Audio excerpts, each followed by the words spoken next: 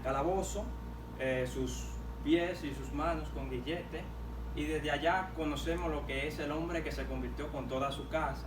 En Hechos 16, cree en el Señor Jesucristo y serás salvo tú y tu casa, y de ahí entonces nace una iglesia fiel al Señor, donde Pablo le escribe en el año 62 a 64 después de Cristo a los filipenses, pero por medio de que él estaba encarcelado, pero aún así él escribe no porque esta iglesia se encontraba en el suelo, en el piso, sino le habla a esta iglesia y le exhorta un mensaje principal al él ver que esta iglesia crecía, esta iglesia era fiel, esta iglesia por medio de Epafrodito y de Timoteo, le enviaban ofrenda a Pablo allá mientras él estaba encarcelado en Roma. Entonces Pablo explica, por favor léanme Filipenses 2 del 5 al 8, por favor.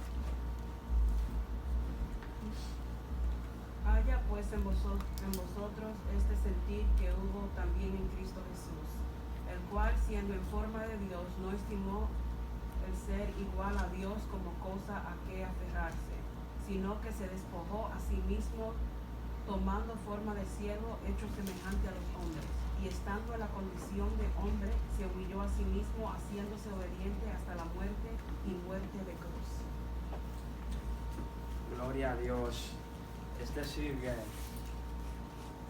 Jesucristo es el ejemplo a la iglesia de los filipenses. Pablo exhorta de cómo un cristiano tiene que vivir, cómo un cristiano tiene que entregarse, así como se entregó Cristo. Está poniendo a Cristo de ejemplo, porque Jesucristo es el mayor ejemplo, es el centro ejemplar que nosotros tenemos para ser una iglesia con valores, una iglesia con virtud, con principios, así como él estaba exhortando.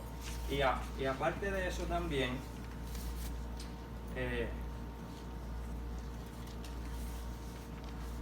dice que él, Jesucristo, no le importó dejar su trono, no le importó dejar su gloria, no le importó dejar al Padre, sino que se despojó de su autoridad y vino a morir por nosotros. Es decir, él tuvo pasión, amor. Primero surgió el amor por nosotros, en entregarse a sí mismo por nosotros, en rescate, aleluya, de nuestras almas. Bendito sea el nombre del Señor. Y esto es lo que Pablo explica, que seamos como ese ejemplo que fue Jesucristo, que no nos aferremos a nada de lo material que nos pueda aferrar o que nos pueda a nosotros distraer para nosotros limitarnos a la obra que Dios nos llamó y no estar completamente entregado en la obra.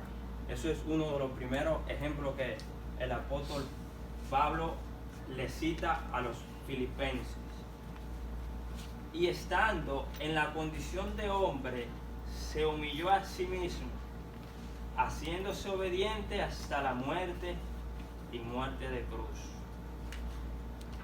El apóstol Pablo también está citando que Jesucristo se humilló, él no renunció, él fue hasta la cruz, muerte de cruz. Oye, qué humillación. En aquella antigüedad, morir en una cruz era algo muy humillante.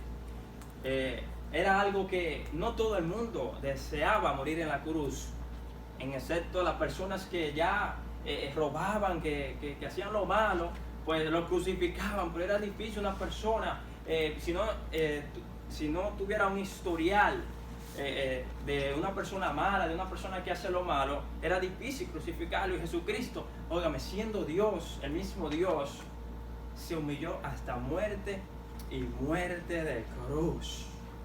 Bendito sea el nombre del Señor. Es decir, tenemos que morir, tenemos que tener este ejemplo, tenemos que saber que el ejemplo de nosotros, aleluya, como cristiano, es Jesucristo.